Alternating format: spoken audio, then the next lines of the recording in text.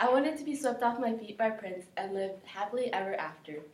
It seemed easy because media used Disney magic to highlight the positives and blur out the negatives. It made love seem so easy. However, I have come to find that loving is not at all that simple. Love is composed of many different parts. Self-love, commitment, trust, honesty, that work together to create something so precious and so sacred.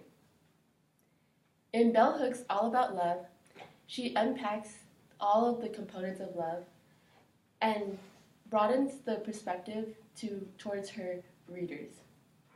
She states, when we see love as the will to nurture one's own or another's spiritual growth, revealed through the acts of care, respect, knowing, and assuming responsibility, the foundation of all love in our life is the same. There is no special love exclusively reserved for romantic partners. Genuine love is the foundation of our engagement with ourselves, with our family, with friends, with partners, with everyone we choose to love.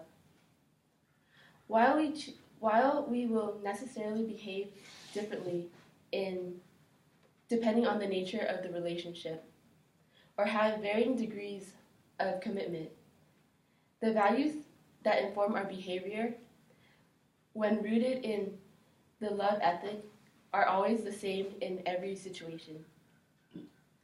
One of the longest romantic relationships of my life was one in which I had behaved in the more traditional manner, of placing it above all interactions.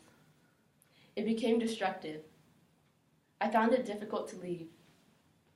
I found myself accepting behavior, verbal and physical abuse, that I would not have tolerated in a friendship.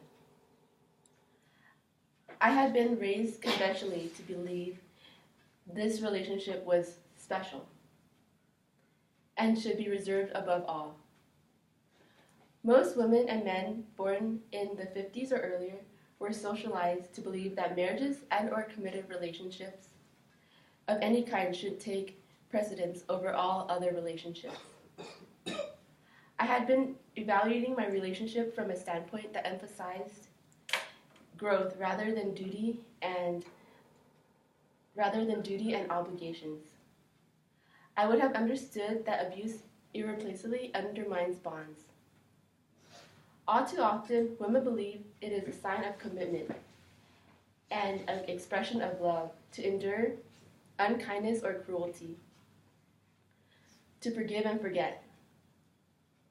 In actuality, when we love rightly, we know that the healthy, loving response to cruelty and abuse is putting ourselves out of harm's way.